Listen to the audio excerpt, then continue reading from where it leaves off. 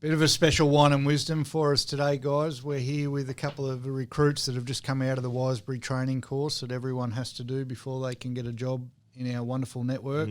Chris and I are about to ask some deep questions. We've managed to avoid TL for half an hour, so let's rip in and see how we go. Kicked him out of the room.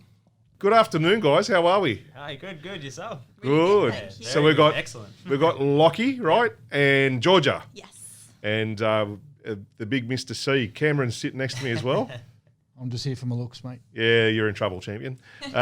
So you just finished a recruit training course. Yep. Yes, we Fresh have. finished. Wow. All right. Exciting times, yeah? Very. Before we get started on sort of what you've just learnt, we might get you to tell us a bit about yourselves, like your background. And ladies first. Go ahead, Georgia. Give us a... Yeah, so I've just moved to Australia from England, actually. I moved here in January, so this is all really new to me. I do have 8 years of real estate experience in the UK. Wow. But Australia is a very different system, so I'm adjusting to a different type of real estate. But yeah, I live in Bronte, so I commute to the hills every day. Really enjoying it. Okay. So when you say different type of real estate, were you doing commercial or just real estate, the format that we use is a lot different to what you used to in England? Yeah, no, I was doing residential sales, but the format is very, very different. The process, the responsibility that a real estate agent has out here is very different to the UK. Okay. More or less. More responsibility? More. Here, more responsibility? Yeah. Oh, so wow. you deal with exchanges, signing of contracts, whereas in England, it's the solicitors that do that. Do the lot. As soon as an offer is accepted, it's handed over to the solicitors. Okay. So there's a lot more responsibility here. Wow. Well, probably explains why Purple Bricks is so popular over there, because the agents don't have to do much. Yeah. Well, they are, yeah. Yeah. They deposit takers. They didn't make it over here. No, I heard. They're quite successful in England, Yeah. actually. Yeah. Well, that probably makes sense because over the model of absolutely. sell it yourself and Yeah, not the really have agents to do less, so it does make sense, but you know, I still think a traditional estate agent is better. So then this is your first step back into real estate in Oz, yeah? In Australia. Yeah. And you've managed to land pre-COVID. Yeah. So you were locked down and you go, I'm going to make a go of this. And then you applied for a few jobs? So I was super lucky because I spent about 3 months of travelling first to decide where I wanted to settle. Yep. Decided on Sydney. Then as I decided on Sydney, the pandemic hit and everything went into lockdown. So I was nervous that I wasn't going to be able to find a job. I was looking at real estate roles. I applied for quite a few. And interestingly enough, actually, quite a few places were hiring at the time. I was living in Castle Hill with family. And I met Scott, and I just thought straight away I want to work for him because he's so positive. And so I started at the end of April. I was office based, which I was lucky to be when everything, because there was only a few people in the office, so we could do that. So I've been working at Wiseberry for 2 months now. Okay, so you've been with and so you've been with us 8 weeks, and now you've thrown into the recruit training course. Yes. All right, we'll pause there. We'll come back to that in a minute. Lockie. Okay? Perfect. We've been told you're better than Darren Butcher, mate. So I wish. Plenty to go. Better looking at least anyway. Yeah, us coasties have got to stick together, mate. Yeah, Don't worry about these Sydney types. Yeah, I think so. You and me, we got this. Yeah, definitely. Talk to us. So I just turned 21, and I've been working for Wiseberry a little bit. It's coming up on a year now. And so fresh out of school, I was doing a bit of trades work and doing a bit of carpentry, and also working with my family business. And they have a Italian restaurant, Hungry Wolves. You might be familiar with it. Yeah. So in and out of the kitchen. I don't eat pizza, mate. Yeah, that's it. He doesn't eat it; it devours it. I eat plenty. Sometimes I chew. No, it's good. But yeah, in between, just been in and out of the kitchen and doing trades work because I graduated high school in about 2016, and I was a bit unsure about what I was doing, and I was going to go to uni, and then I realised that a lot of people after they go to uni, sometimes they don't always get a job or they're not that happy. And I had a family friend actually that worked in real estate, worked for McGrath at the time. Yep. And I always see him. He always come to family functions. He's been doing so well for himself, and I said, oh wow, that's what I want to do. He looks like he's having fun, and most of all, it looks like he's happy. Yeah. So I knew a few boys in the industry, and I knew of Toby Butcher and Thomas Fife that work in our office, and I went to a presentation day, information night, to start. Awesome. And me and a friend who works there now, who's the benchie still, Josh. We were the only ones that wore suits to the info night, and then it just made us look really good. We stayed till the end, and from there we got an interview. And funny enough, Josh and I used to work at the exact same place previously where we used to work at a chemical company.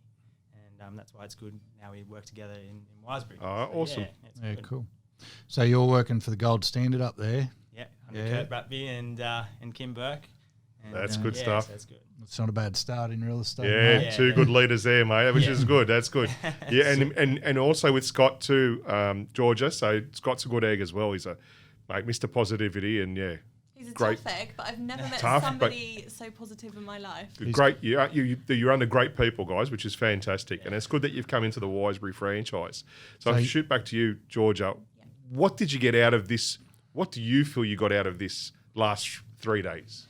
I have to admit, before I came to the recruit training, I was thinking, what am I going to be taught that I don't already know, because I've been doing it for quite a while, and I was a little bit negative about it, I would say, a little bit. And then on the first day I left and I thought, do you know what, I actually learned so much today, and there's so many aspects of it that Thomas taught us that I thought, wow, that's a really good way to win business, that's a really good way to close, and just the attitude in general, teaching us how to approach it, which I don't think I'd ever been taught before.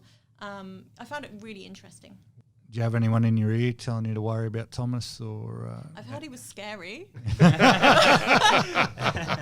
I was told, do not be late, whatever you do. What about you, Lockie? What was the talk up there before you come down? Obviously, having a year in the network, you had a rough idea, but were they trying to put fear of God into you? Yeah, definitely. But Thomas is really down to earth, and he says things how it is. I think that at the moment with COVID, what I learned, especially coming out of the training course, is that it goes beyond real estate at the moment, especially with everything that is going on. And I learned that it's just not all about real estate at the moment. Mm-hmm. You can bring in life factors, and he's pulled a lot out of me that I didn't even know I had in me, which was good. And I think that I was nervous on the first day, and then I was just keen to learn.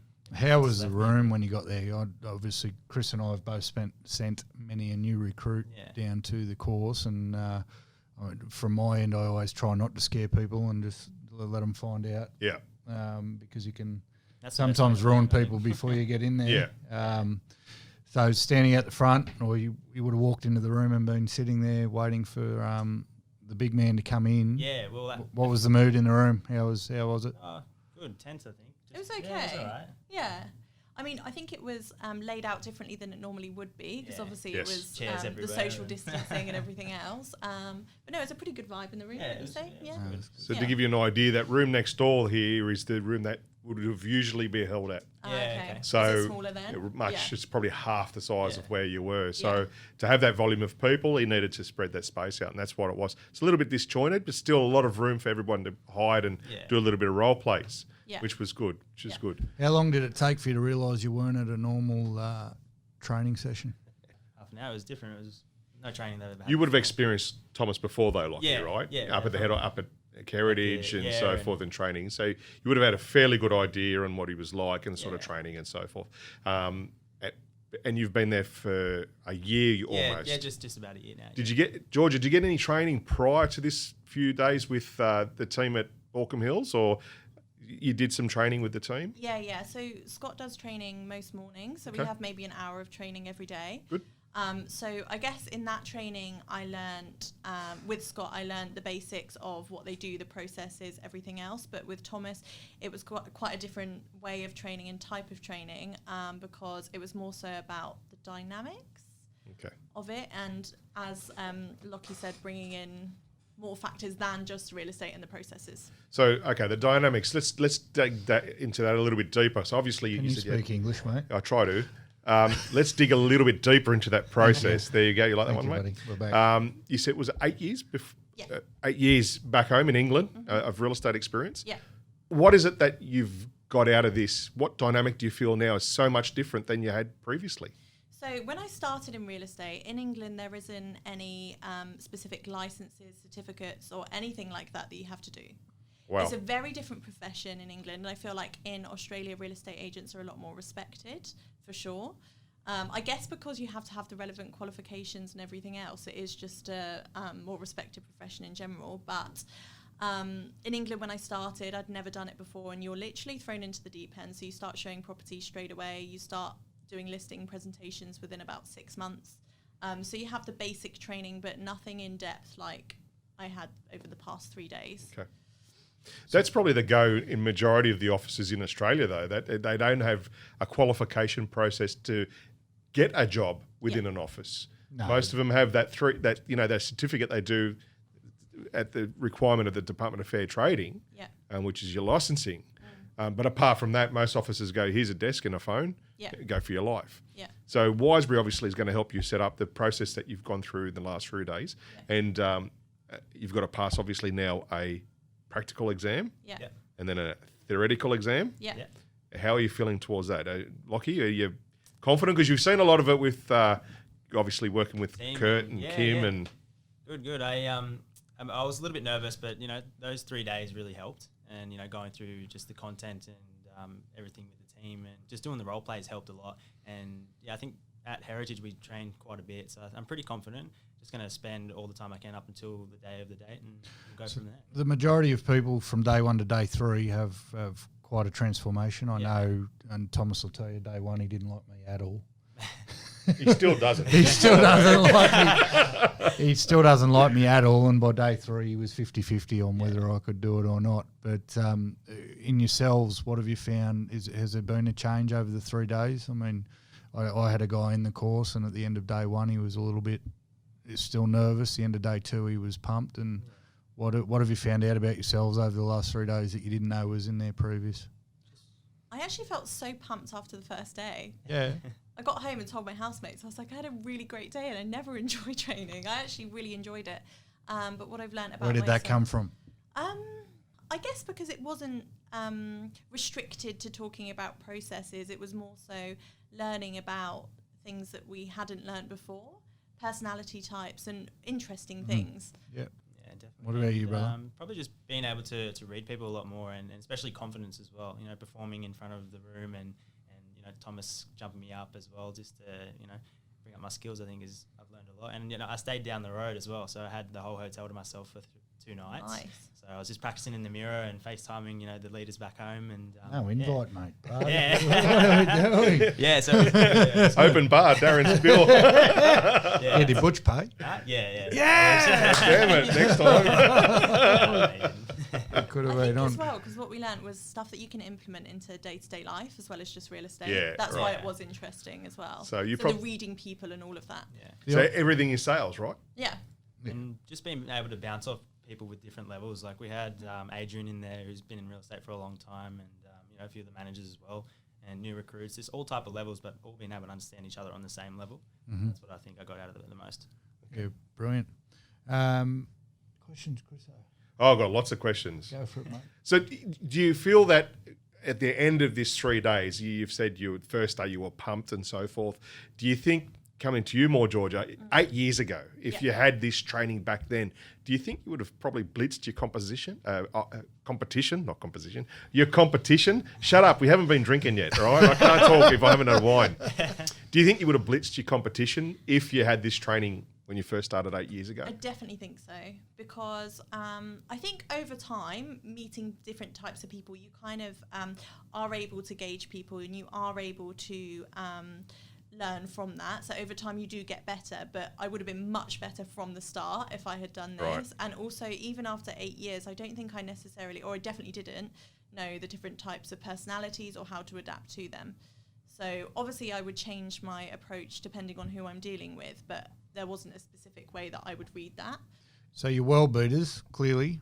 You're going to pass the theory test and you're going to pass the practical test, yeah?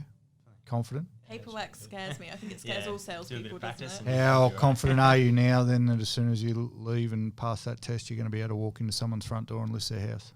I got one of the best trainers, Thomas, so it'd be good. Yeah, I'm dying to get Sucker. You realise he's not in the room. This is meant to be an honesty session. We should have stated that at the beginning. Thomas isn't in the room, people. They didn't make me say that. We should have warned him. What was in your envelope? Yeah, all right. So practical exam finishes, Thomas passes you or fails you.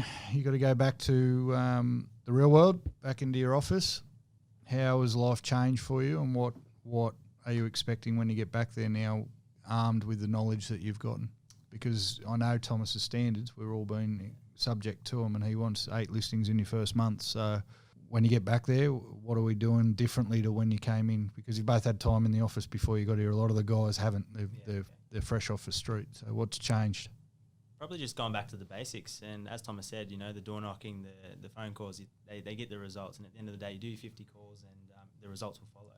And just mainly be yourself, mainly. And, it'll be good having a better understanding of everything. And before the training, I always heard about the kit and I use the kit. I don't use the kit, but it's always good knowing that it's there and, we can bring parts into it and, really get a better understanding of how it works, which is good.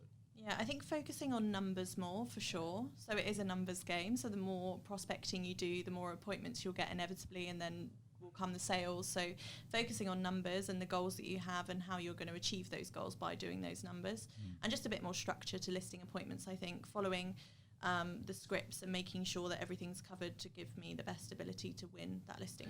I can tell you that I've been trying to prove the system wrong since I started working.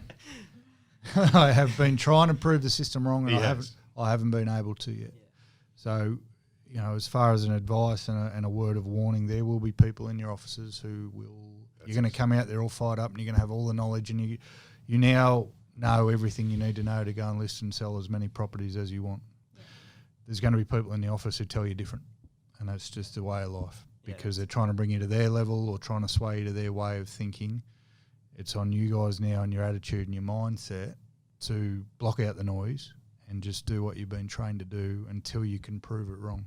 Negativity or misery enjoys company. Well, it won't come across as negativity or misery. There'll just be people, mate, don't worry about the kit. This is what we do. Yeah. To follow it. It makes sense. Don't let people steal your time. I didn't miss a listing for 18 months. I started at 33, so I was a bit older, but I was, as you can tell, I was a personal trainer before I started in real estate, and it took 18 months. Training sumos. Yeah. All I did was the kit word for word, 150 prospecting calls a day. Sounds horrendous, but depends on your goals in life. Yeah. Kit word for word, people list with you. Yeah. So, as a cautionary tale, ignore the noise, because everyone's going to tell you there's a different way, but my challenge is do the system and prove it wrong. If you do the system step for step for the next month and don't get your 8 listings, ring Thomas and say, you're wrong, mate. Bet you won't. No, I'm good. Yeah, definitely. No, I'm good. So did you notice in the room how some people picked it up quicker than others and some people were struggling with the scripts? Did you notice that? Yeah. Do you think that the effort that you've put in has been, for want of a better word, a higher amount of effort that you've put in than these other people, or you're wanting it more? Why do you think that maybe is? That some people are learning a little bit faster than others? Because you guys, I was there today and I saw you both doing it, come across very well for both of you. Why do you think some people struggled and maybe you guys took it to it a little bit better? It's probably just all based on sort of experience and how hungry you are, I guess. And okay. It just so you wanted it that. more? Yeah, I guess, yeah. Right. But at the end of the day, I did see change in everyone. I think that everyone I had to partner with, good. By the end of the third day, it was good to see. Good. And it motivated me as well. Georgia, it's along the same lines, or? Yeah, no, I definitely think it depends on how hungry you are and how much you study afterwards. Right. Yeah, that's it. But I do think that some people can be naturally natural salespeople, and some people perhaps need to work at it a little bit more to find their approach. Okay. And what do you think the biggest thing majority of people got out of it? Apart from the scripts and the dialogues and the training, what do you think you saw the biggest changes in people? Confidence. Yeah, okay, so their own confidence. Yeah. Okay.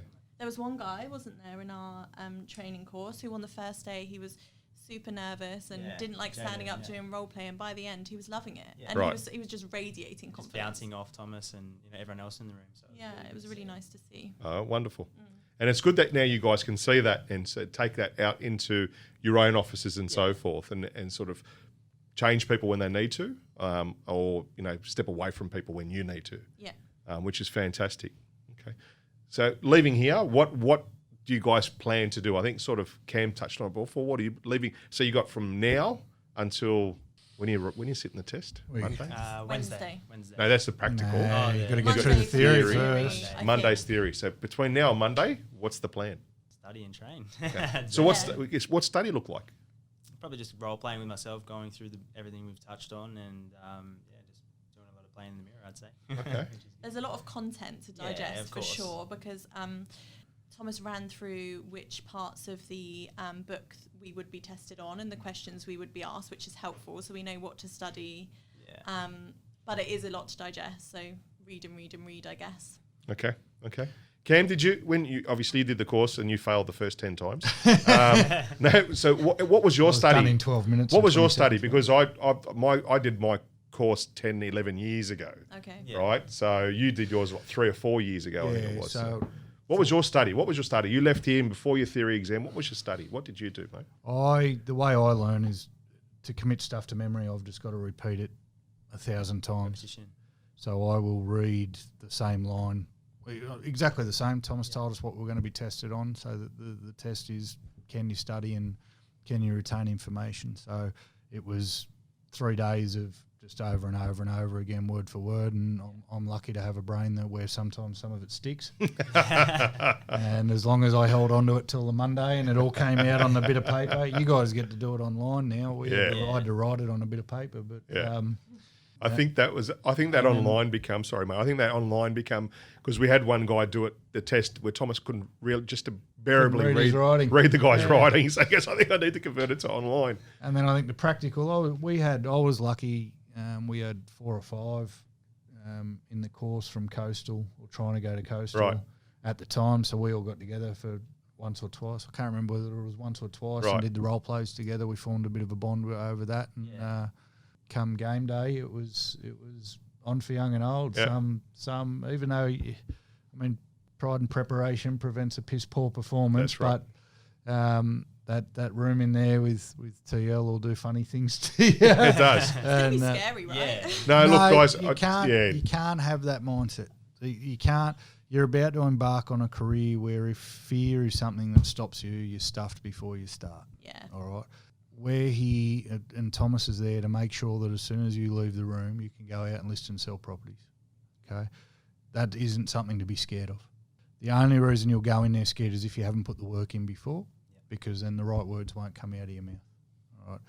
If you repeat it enough, and you've got from now until Wednesday for the practical stuff, if you are training for a couple of hours a day every day over that time, you're going to go in there and you're going to be the best version of you can be. And that's not something to be scared of. Now, let's look at it this way then. What's the worst thing that can happen? You fail. Right. Yeah. All right. But then what happens if you fail? And that's Sales. Yeah.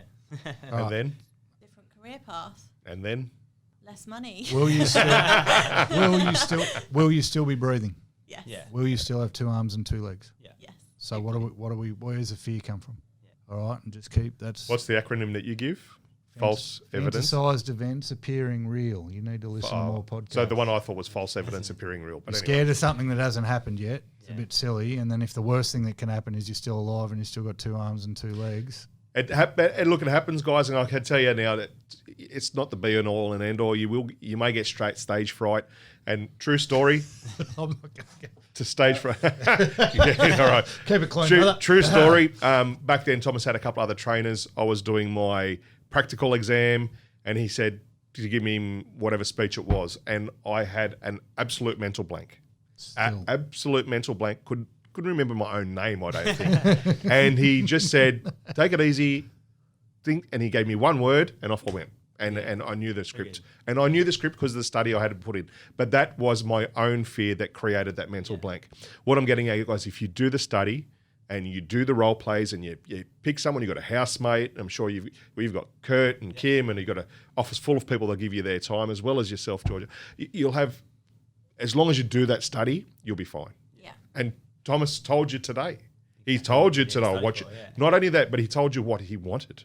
He told you today. He said, guys, if you bugger up the lines, but you can sell, man, that's what I want. It's all about Yeah. the dancing. He told you that out of his own lips today. Yeah. So those lines don't have to Don't be focus pitch on the perfect. lines, Yeah. Yeah. Don't have to be pitch perfect, but you need to know them, right? So you can put them and deliver them. Yeah. no fear. While we're here and while he's not in the room, have you got any questions for us? That's a good point. Did you work for any other brands before Yeah. Wiseberry? And if so, how did you find that Wiseberry is different? I was actually a personal trainer. Why didn't you believe that story I told you? I owned a gym for 10 years before I answered a Wiseberry ad. So I didn't even know what real estate was, mate, to be honest. Where do you work?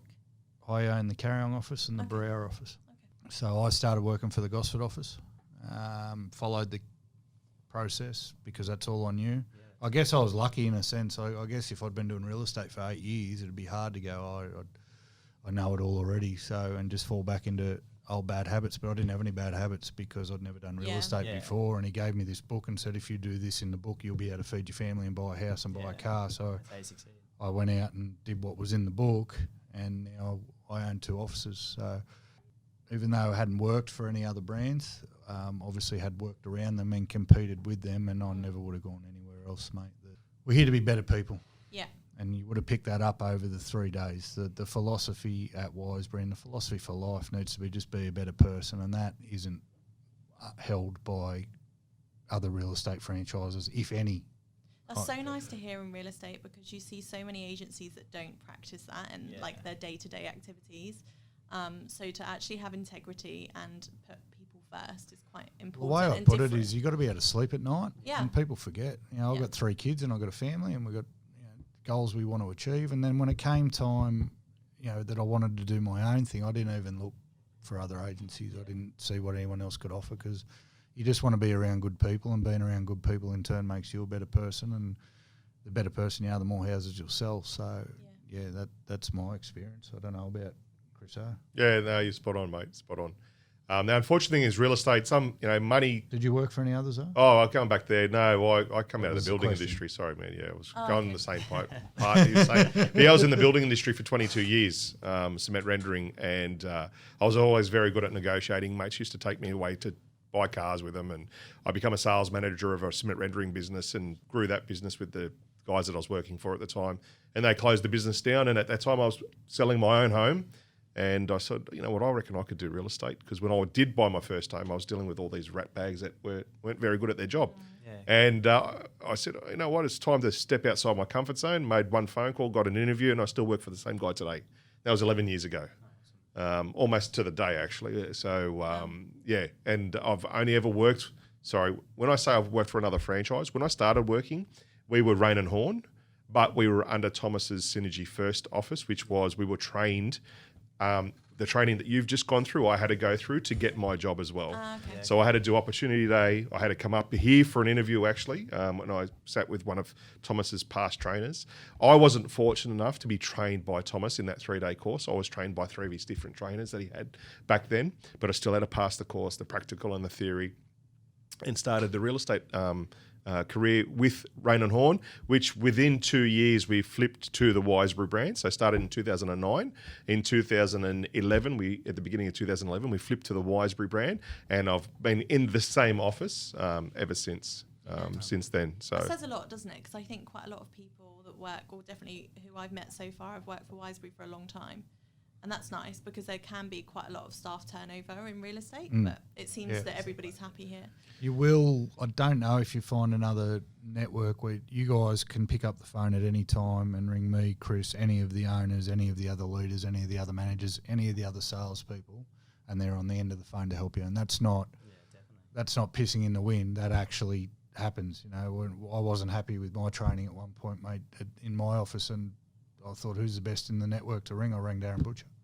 He'd never seen me, never met me, never, mate, I need your help. And he's been helping me ever since. So nice. The first thing you need to do as soon as you get out of here is find those people to be around, and find a group of 3 or 4 or 5 where you can call on a regular basis. Awesome. 1, to stay accountable. 2, if there's someone doing it better than you, find out what they're doing, and you will 100% get the help here that may not be available elsewhere. The thing I would suggest to that, and Cam's spot on, is do it outside your office. Find those people outside your office, because you might have an issue with Kurt, and I don't blame you. No, Kurt's a top bloke. Call someone outside the office, and but call someone who's going to give you an honest opinion, not say, "Oh, poor you," right? Is going to give you honest feedback and saying you're being a dick, or you got a legitimate issue. Why don't you go and have a chat? Approach it this way. If you're having problems with your training and you feel you want extra training, again, like Cam said, find someone who's doing what you want to do. Go and ask them how they're doing it. In Abdullah's team, there's Jason. Is it Jason? Yep. He got Benchy of the Year this year, right? Yeah, he took the award off you. It took me a while to work that one out. Thanks, mate. Yeah. Mate, jump on the phone. Yeah. Speak to him. Yourself, if there's someone in the franchise doing something that you like, give them a call, Georgia. Yeah. They will take the time to call you and speak to you. Worst thing you can do is ring people who are only going to give you a pat on the back. Yeah, that's it. The Someone leaderboard's to a push good you. place to start. You know, I think we did a podcast on it. Where do you start trying to find the association? Until you're more familiar with the network, you start with the leaderboard and you'll find it's the same top 5 or 10 people month in, month out. They must be doing something right. Yeah, Yeah. definitely. You pick up the phone. Yeah. What about you, Lockie? Do you have any questions, mate? No, none so far that I He can knows think it of. all. Yeah, no. Knows it all. It's just good to see, you know, as Georgia said, you know, you see a lot of turnover in real estate, and that was a thing that did scare me. But, you know, ever since I've joined Wiseberry, you're one big family, and that's something I really want to be a part of. Yeah. Turnover's on. That's on you. Yeah, of course. Yeah, Yeah, that's it. you've been given now all the tools to make it. You keep what's between your ears switched on and pointing in the right direction, and there's no high turnover in real estate for you. Only success. Thanks, guys. Thank you Thank so you. much. Pleasure to meet you. Yeah, you too. Good luck, soon. guys, and make sure you study. Yeah, we'll do. Well done. Thank you. See you later. All right, boys, how did you go? How was that session with these two people? 2 young champions coming through the ranks. Yeah. Go get us, mate. Yeah, beautiful young people. How did you find them?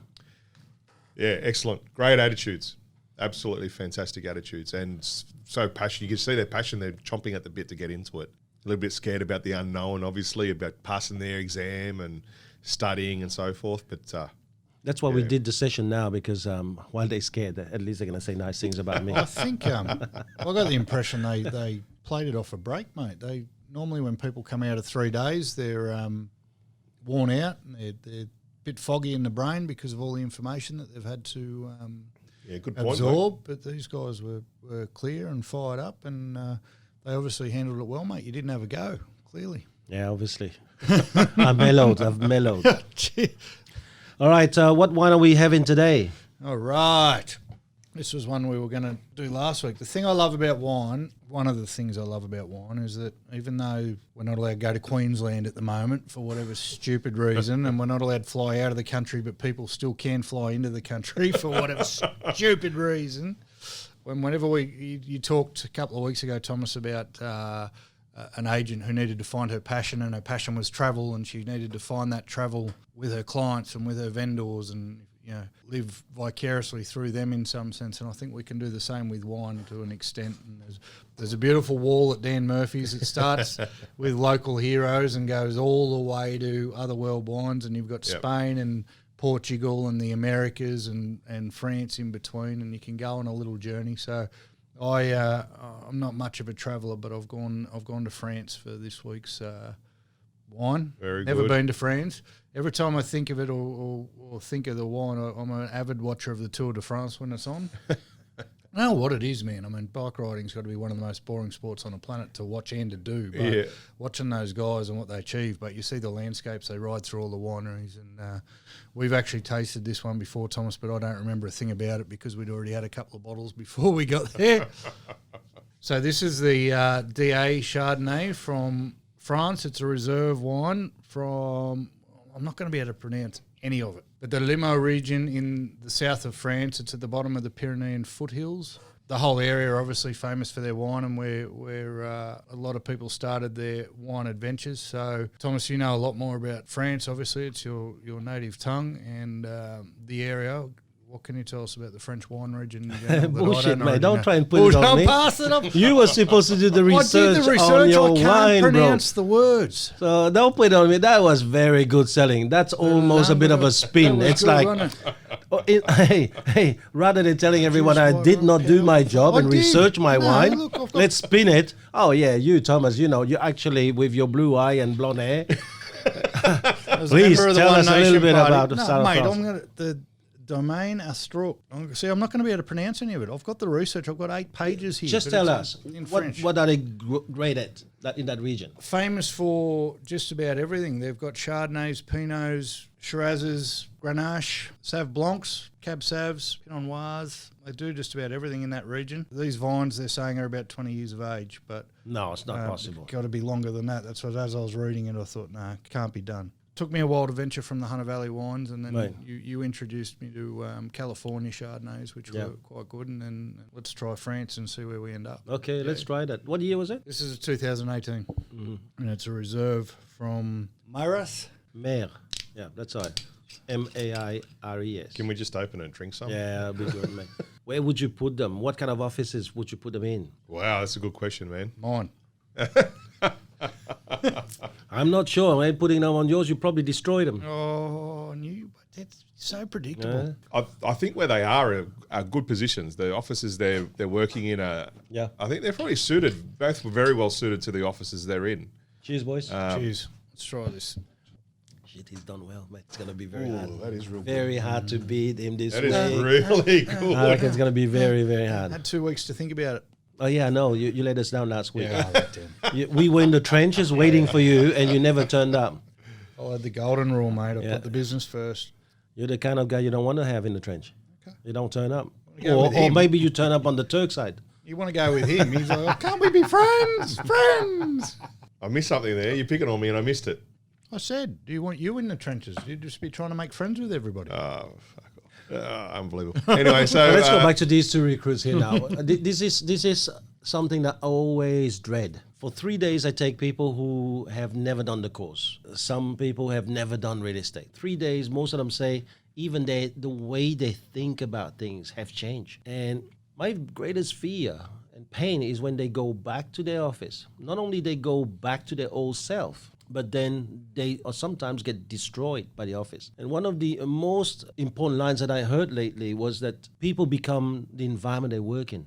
Many other offices and many other franchises out there are getting people, or either won't hire anyone with no experience, or are getting people with no experience and trying to do in 5 years what TL manages to do in 3 days, and then we just piss it up against the wall. I think it's the realisation of what to do after that point. Yeah. I think the majority of them know that you can turn them into, and you can find the champions within a bunch of recruits and weed out the ones that won't make it, that need to be maybe packing shelves, or not there's nothing wrong with packing shelves, but another career. I think the leaders know that you can do that. I think the point stands in, as you said, from the point they leave there and walk back in the office, the leaders' realisation that how they're going to treat them moving forward to help them to achieve. Well, I think the first thing is understand the value of what you've just been given. Right, That's what I was getting at. Those leaders need to work on themselves harder to improve others. But they won't until they realise it's got to start with understanding I've been given this. This can go out, be my golden goose and help me achieve all the goals I want in life. Don't fuck it up. I think the majority of leaders know that with a good new recruit. I think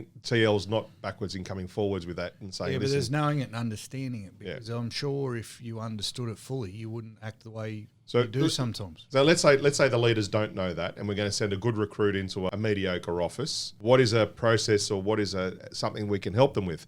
I mentioned to the two today that don't be scared to reach out and ask for help. Don't be scared to reach out beyond your office. It is a good franchise where there is help out there beyond your office, that people will give you their time. It's a simple phone call away. We said that, right? Mm-hmm. So I think one of the main things is for them to understand there is a support network beyond their doors, their suburb, and that's quite readily available to them all. I think another thing is, and you probably already do this, is, and I know you give feedback to the leaders that as they pass, and man, you've got a champion. You need to either let them swim or let them go and let them fly, or hold them back, or just make sure you're over their shoulder and you give them that feedback. The leaders need to continue on with that.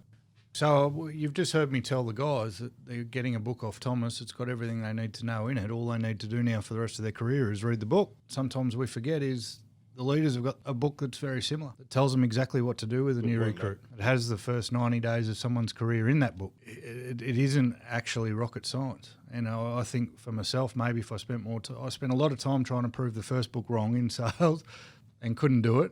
It worked brilliantly. Maybe I should spend more time trying to prove the leadership book wrong, and until it doesn't work. Yeah, that's a very good point, mate. Very good point.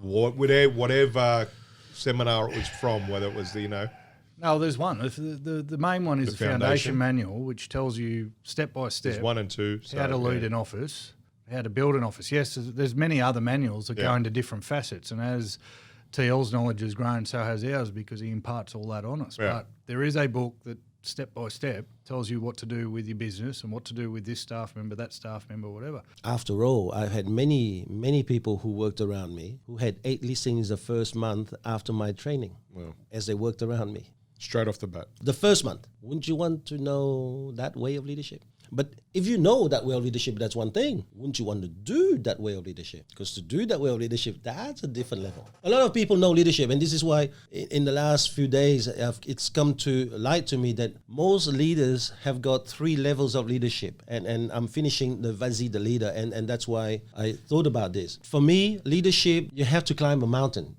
Every time you deal with a problem, there's a mountain to climb. And there are 3 stages in the climb. The first stage for me, it's probably a very long one, but it's a very easy one because it's excitement. A lot of people who are not leaders go to a course to learn about leadership, and they get through to that first stage, first camp, if you will, climbing Mount Everest easily because they're excited. My problem is for them to think that because they reach camp 1, they're now leaders. That's only the beginning. That's stage 1, brothers. So don't ever think that because you've passed now that's camp 1, you now know how to lead. You're just a beginner. You're a baby leader, right? Yeah. If anything, you're in transition between 400-pound gorillas to now leadership. With a lot of leaders, is that they stay there between base camp and going back down the valley, base camp, back down the valley, and that's leadership for them. Then there's the second stage of leadership for me. That's when you leave base camp and you go to stage 2. At that point in time, there's a lot of resource gone wasted. You now starting to ask yourself question, is it worth it?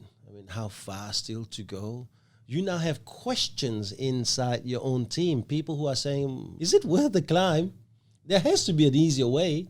Do we trust you? I mean, do you really know the way to the peak, right? And for me, you have to have stamina. You have to have resilience to do stage 2, commitment. Stage 3, you run out of resources. There's no more food, no more water. You have to reach the peak now. In a business, there's no more money. You spend everything to get there. And so stage 3 demands now believe in self. If you don't believe in yourself, the amount of questions you get from your people, the amount of questions that now starting to be raised in your own head are going to be enough for you to just walk down the valley. And so the conquest of that leadership mountain is nothing else but the conquest of now belief in self. You guys pretty quiet. Just trying to take all that in. I was just thinking, I'm at level 4. What's the word? I'm still in the Actually, it's good that you're talking about it. I didn't think about caves. Tunnels. We thought about tunnels before. Can we get a red wine happening? What are we doing? This here, boys, I went up to the Hunter Valley and visited one of my favorite. It's called Margan. It's got an amazing restaurant where they grow all their vegetables there. And the chef is the equivalent of a 1 Michelin star in Europe. The day I went up, the winemaker actually found out it was the first day of free COVID. You can now go anywhere. And he found that he had a reserve of some special wine he's been storing somewhere. And it was this Merlot 2014 that it's been stored. So we get to taste now something that he just uncovered. Does that sound like an under $50 bottle of wine to you, mate? Chris? I'm asking you, Chris. No, it we doesn't. have rules. I didn't think of that, but no, it doesn't. We have rules. Well, the rules is very simple, guys. It's whatever you negotiate. $50, I'll put you on the show. You bastard.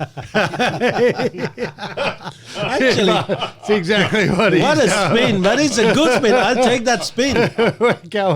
I'm going on a road trip. And you can be there, and you can be there, and you can be there. I tried that at Dan Murphy's. I said, don't use the name Dan Murphy. What did you And think so of the this Chardonnay? bottle, Chardonnay? mate, the Chardonnay, I reckon, is a winner. So let's try this Merlot 2014. Here you go. I've been moving stones lately and trying to make this pond. I tell you what, I still can't use my arm. He's put 3 tadpoles in Lake Macquarie and wonders why he can't see them. That's what he's done. He's put.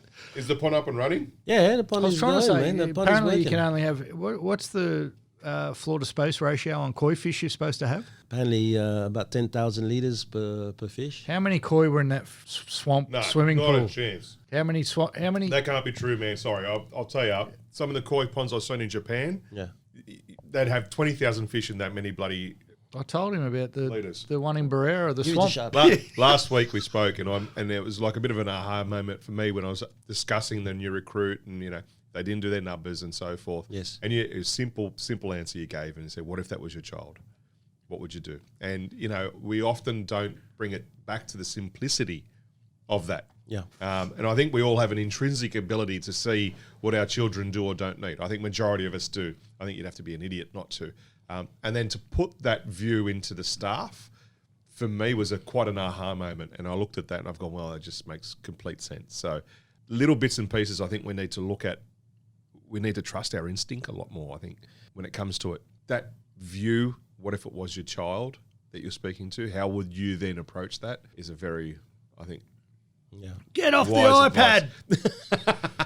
No, you remember in one of my seminars a few years ago, I said, you need to treat your staff as if they were a bunch of volunteers. Yeah. A bunch of volunteers, you would never mistreat them. You would never talk down to them. You would never insult them, right? Why? Because as volunteers, you're going, I don't want to lose them. They're working for free, correct? So if you look at your staff like that, you would find a way to talk to them in such a way that it creates a result, not just vent. I think I like you, Joe. You got a Joe in Joseph. Recruit. Yeah. Look, I've got a great team. I truly, from where we were to where we are now, it's an absolute beautiful vibe in the office with the team we have. And Joe is a fantastic young man. Joseph is a fantastic young man. Mm. And they all like your training. I don't know why, but they all like I'm shit at it. So. Better than Cam, but I'm shit at it. So. Oh. Here's a spin coming up. No, he's too busy eating. So, boys, we've been talking about spin, but let's have a bit of spin time now. What about the spin that you guys got for me this week? Man, there's a bit out there. Cam's got a mouthful of cookie. No, I'm firing up about. I'm still firing up about the police thing that's going on at the moment. That's why? I had to get up at midnight last night and write some of it down because it was keeping me awake. But Wow.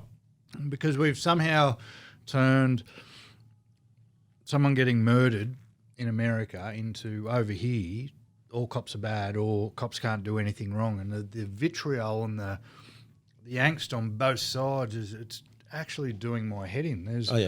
There's one side of the argument that says all cops are pricks and they never do anything right. And there's the other side of the argument that will not for 1 second cede 1 inch of ground that says occasionally a cop does something wrong.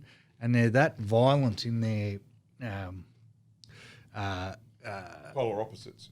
No, well, they're that violent. Well, it's not even passion, mate. The words that are getting thrown out, it's violence with the way they're trying to articulate their argument. I'm sitting there going, cop killed somebody, bad. Not all cops are bad. It's not that hard to work out. Yeah, right. And then yesterday, 2 police officers on the Central Coast got... Yeah, just around the corner from you. Oh, a little way up. That's Darren Butcher territory, mate. We're a much higher class of... Darren Butcher, who runs the office in Gorick and Charm Heaven. Yeah, that's his patch. Yeah. They got attacked by a guy, and the footage was pretty full on, and if you had the sound on, it was even more full on. Oh, really? And instead of it being... So that was the cops can't do a thing wrong argument for this is why they bash people and this is why and this is how they got to go to work every day and this is the threats they face. In that instance, the guy probably should have got towed up. They were well within their rights to give that guy an absolute hiding. In America, he would have been dead. There's no doubt about it. He would have been shot 4 times. But it just fueled the other side of the argument to say cops can do no wrong. And the blow-ups that were on social media yesterday just it affected me. And then it actually, when you break down that video, and we've got to be careful, I guess, not to carry on like we're experts and we know everything. But one area I have some experience in is violent confrontations when you're trying to subdue somebody through my work in security. Yeah. And the other thing I have fair bit of experience in is Brazilian Jiu-Jitsu. Yep. And I watched that video and I watched it 3 times. And I can tell you that if those police officers had even a moderate level of Jiu-Jitsu training, they wouldn't have been hit once. They wouldn't have been touched. That gentleman would have been put to sleep very nicely, wrapped up and subdued without any issues in the world. The other thing that proves, so we talked about how we believe there needs to be better recruiting and there needs to be better training in our police forces, right? And I don't think anyone argued with that. So that's in real estate, general. Yeah, but in when we were on when we were talking about George Floyd the other week, that's one of the things we threw out there. Now, those two guys got hurt. They got, the lady officer had hair ripped from her scalp, and she got choked, and they didn't bash the guy. So then try and explain to me how 2 weeks ago, where the young Aboriginal kid got his head bounced off the pavement, how that was justified. Those two officers yesterday proved that you can contain a situation without the use of excessive force. The other side of it was, or not the other side of it, the other adjunct into it, it is clear they are not getting enough training into how to handle those situations because like in Brazilian Jiu-Jitsu, I got to a purple belt level. All right, now that's 2 years. 3 years. There's 5 belts though, and the thing I love about Brazilian Jiu-Jitsu is belts aren't just handed out. Okay, you can go to some karate schools and you can get a belt every 6 months because that's how they keep the memberships coming in. And Brazilian Jiu-Jitsu has a long-held pride and tradition where they can say that doesn't happen. To be a black belt in Brazilian Jiu-Jitsu, you're looking at about 10 years, unless you're, a phenom. At an advanced white belt into blue belt, that situation, which is, beginner to just 6 months, 6 to beginner. 12 months. No, 12 months. Minimum 12 months. Okay. 12 months to 18 months. Okay. That guy is sound asleep and can't attack anybody. Within 30 seconds? Oh, 10 it depends seconds? on how the roll was going, but there was 2 of them. No, I disagree with you. So- At that point in time, just get your gun and shoot the guy. That But guy that should have been shot. But they didn't. But the week before, a guy says, "You're a dickhead, mate," and gets his head pounded off the pavement. So the minute the guy went for... I'm not saying he shouldn't have. Shoot the guy. I'm not saying that's not the argument Yeah. people are using. There was 2 weeks ago where the defenders of the police were saying it was okay the Aboriginal kid got his head bounced off the pavement because he was a smart ass. And I get it because I grew up in the world of talk shit, get hit. That was the statement. You talk shit, you get hit. Yeah. But they're employees of the government and the state that can't do that shit. Yeah. All right? As much as you want to. Look, As much as you want to shoot that guy, yes, he probably could have got shot and they probably could have justified it. But the scarier thing is, and this is for the police that are working, I mean, I've got a lot of people who work in the police force. They clearly have extremely inadequate training in any sort of ground combat. well, question is I've got, why submission. didn't they just taser him? Because they were on top of him. I guess because if they taser Waste him of while they're touching electricity. him, Waste of electricity. I don't know for sure, but if you taser someone while you're touching him, I'm pretty sure you tased yourself, mate. It's electricity. I have that no travels. idea. I don't know. Is it It's run electricity. that way? I don't know. But it's not. So, it proved, not proved, I guess. Because look, in all cases, let's look at it realistically. All cases, you might have a 200 guy, a 150 kilo guy, 110 kilo guy against a 65 kilo woman, so forth. So if that they're a may- blue belt in jiu-jitsu and the 150 kilo guy doesn't know any, 65 kilos wins every time. okay, and I don't know about the taser. I'm pretty sure they would have electrocuted themselves. I'm pretty sure. Okay, mate, I No, don't. but it just showed. Yeah, I Look, don't we know. got 2 arguments. We were saying that maybe they could vet people better, and maybe there are people in the police force The who training have, definitely needs to be. who have a mindset of shoot first, ask questions Yeah. later. That's getting shot down. People saying cops can't do anything wrong, and then there's other idiots saying that every cop on the planet is bad and they should all be. I mean, thank God we're not in America where they're talking about unfunding the police and actually taking the police off the streets. I mean, that's a brilliant idea. great. Whoever Yeah, came up with awesome. that. But the video showed 2 things. It showed, one, you don't have to fucking kill somebody. Yeah. They managed to, yes, they got hurt, and they managed to, and the guy could have been shot, and probably would have been, we all would have forgiven them for doing it, but they didn't. Yeah. And 2, their training is so inadequate that they could roll around on the ground for a bloke. That went for 12 minutes, that video, Yeah. Right. and not have him subdued, not have him contained, and 12 months of Brazilian Jiu-Jitsu training fixes that problem, especially with 2 of them, especially. Look, I'm neither side. I'm not north or south. I'm somewhere in the middle that says that I think Well, police. I think that is the middle ground. Yeah, I think it is. And it says police at the moment, unfortunately, at a point where. I think that is the middle. The definition of middle is they're not all bad, they're not all good. Yeah, Train right. them better and recruit harder. But I think police at the moment are also fearful of acting in situations like that for the active reprisal Absolutely, from the community and so forth. So I think what's been going in the media is stopping the police from doing their job effectively.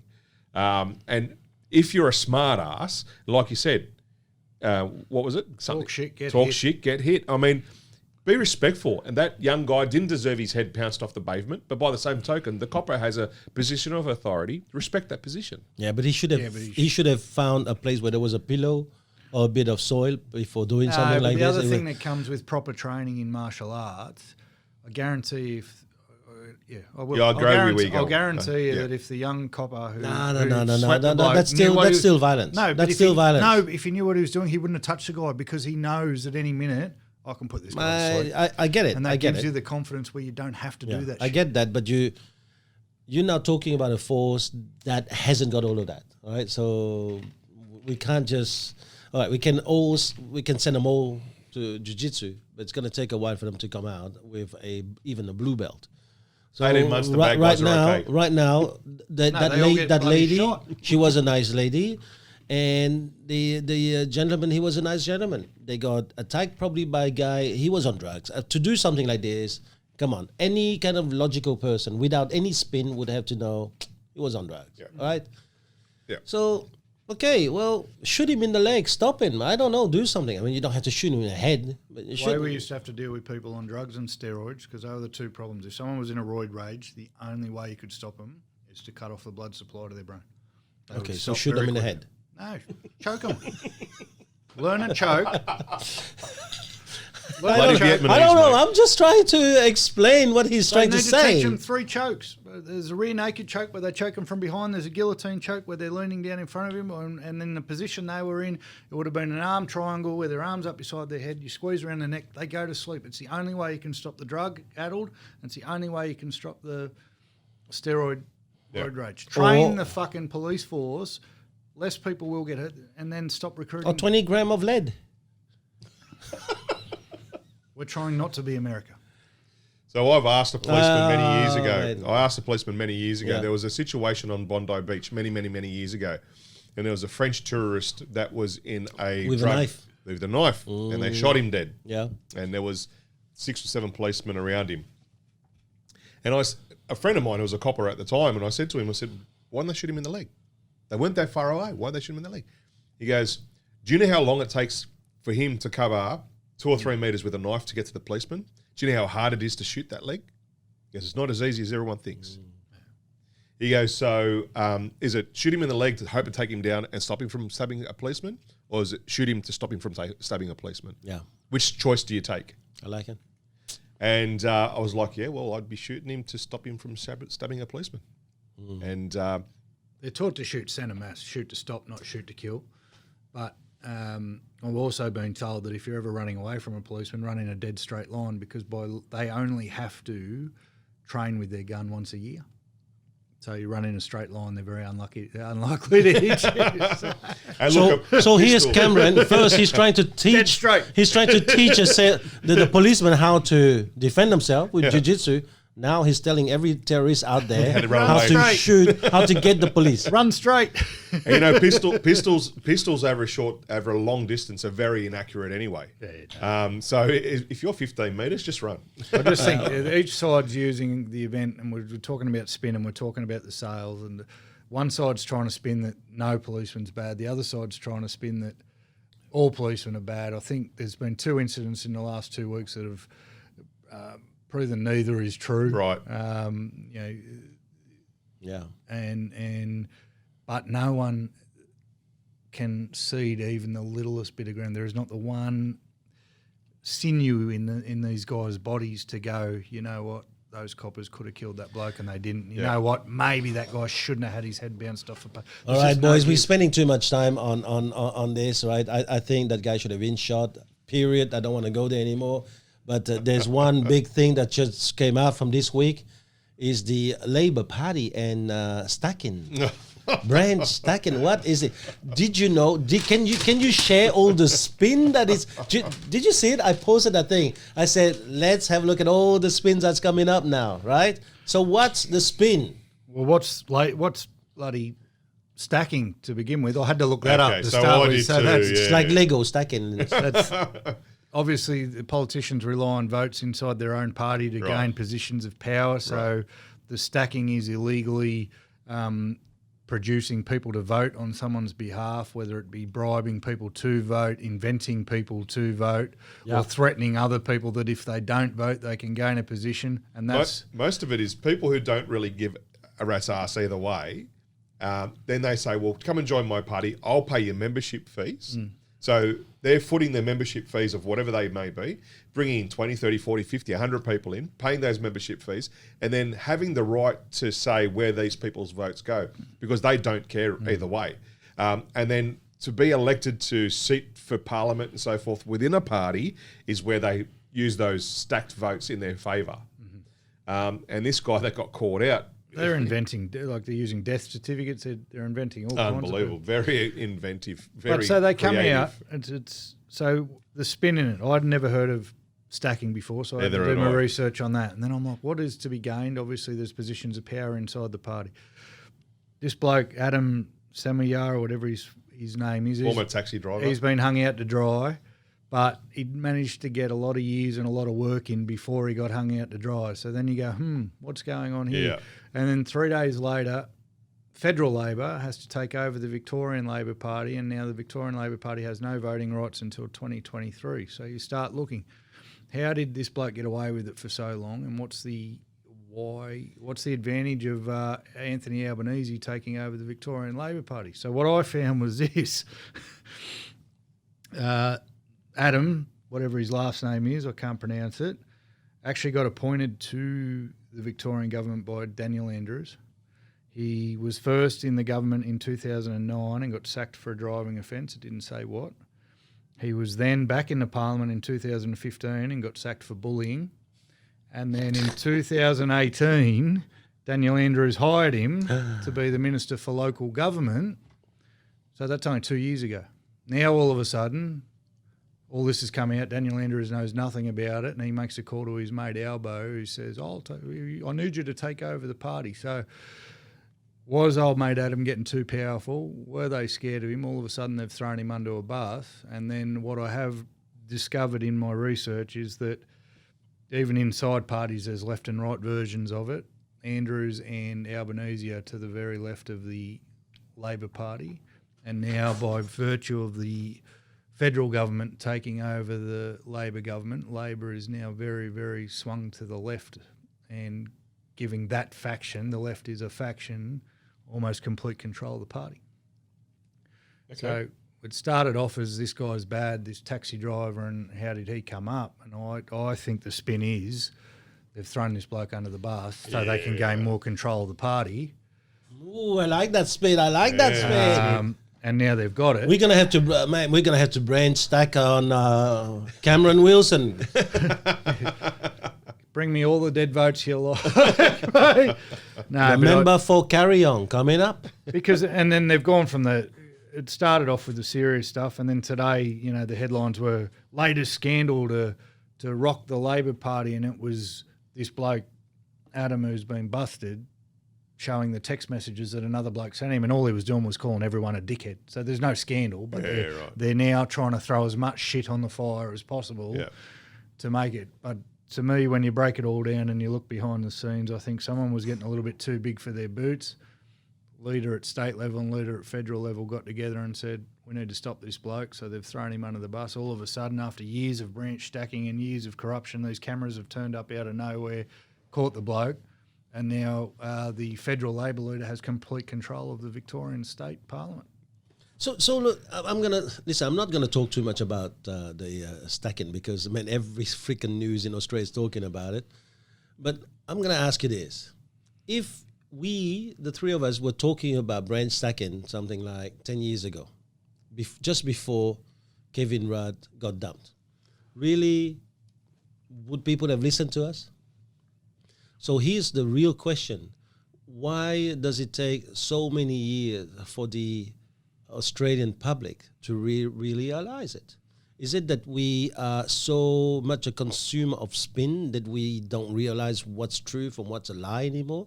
That we consume fake news and real news and we mix them all up and they become just news? What is it? Well, I don't think until 3 days ago the majority of Australia knew what the fuck branch stacking was. Exactly.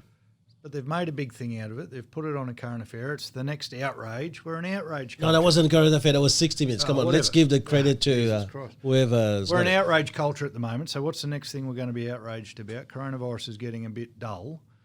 All of a sudden, all those people have done their research and gone, yeah, branch stacking, kill this bloke, Adam, whatever his name is. And the smoke screen has worked perfectly because there's very few people saying now Anthony Albanese controls the whole faction of the Labor Party. And that's where, smoke and mirrors, and that's why the paper can throw up things like he sent rude text messages in the same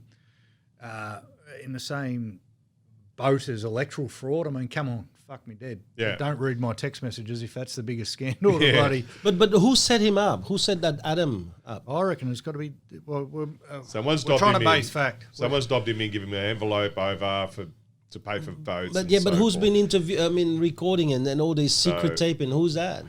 He can't have done all the shit he's done overnight, and I think it's come out that he can't have done it overnight. And when you look at Mr. Andrews, he's the Chinese. Daniel China. Chinese Daniel, I think they're calling him. The bloke's been sacked from Parliament twice, and you hire him in 2018. Yeah. And all of a sudden, he's thrown under a bus. So do you reckon, Mr. What Adam? a spin! Do you reckon Adam said to some bloke, goes, you know so, what, mate? Adam's got to a point, and you know what? You know where I reckon he fucked up? He's gone, Chriso. About time I gunned for the top job. What do you reckon, mate? And Andrews has got a word of it. He's called his mate up the top. He got too big for his boots. It's House of Cards, mate. They're good shows. That's where I learned all that. So the research that I've done, what I've read is that you're exactly right. He was classified as the power broker. This guy that's been thrown under the bus. He was classified as the power broker, and they were saying that the amount of people would approach him to swing votes. This is not the first time branch stacking. It was 2017. There was an inquiry for the Liberal government, and so forth and so forth.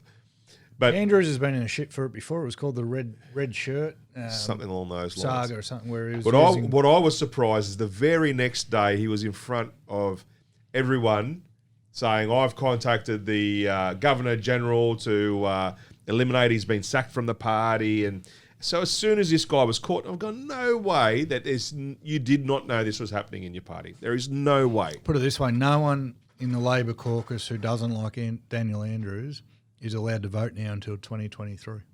Who does that help?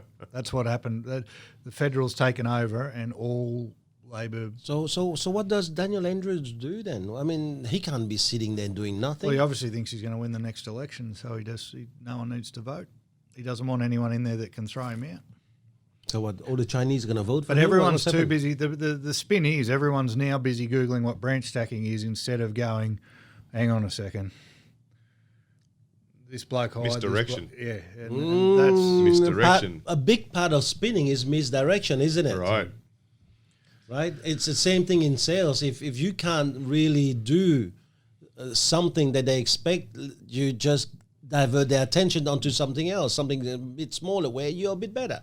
Misdirection is awesome spinning, isn't it? And next thing, and the people, please don't take this as a Labor versus Liberal or One Nation, Thomas. I don't want to offend your party. Listen, mate, I'm here to represent my dear friend because Pauline. The defenders are going to go, well, Liberals been doing it for years as well. I'm sure they fucking have.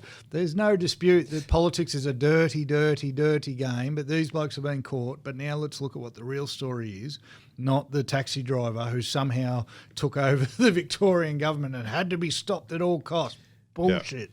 Yeah. Bullshit. And as you said, who was the one that caught him? How did he get found out? And same bloke who hired him after he'd been sacked twice. There you go. Hell. Oh, well. I'm calling spin.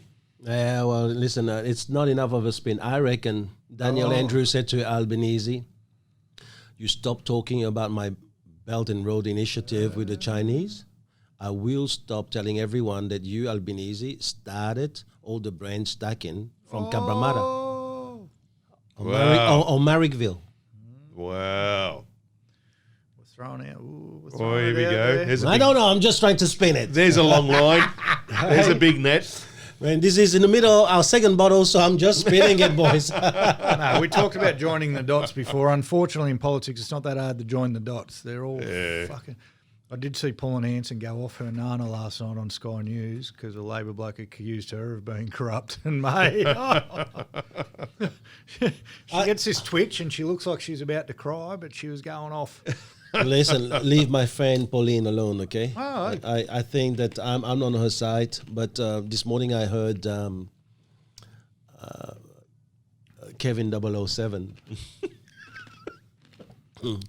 on what is it, 2GB with what is it, Fordham? I know we're not trying to. Ben Fordham. Yeah. I know we're trying to deal in facts. And He's replaced, what's his name, Alan Jones. He's isn't really he a trying his Spanish best, camera? but he's nowhere close to Alan.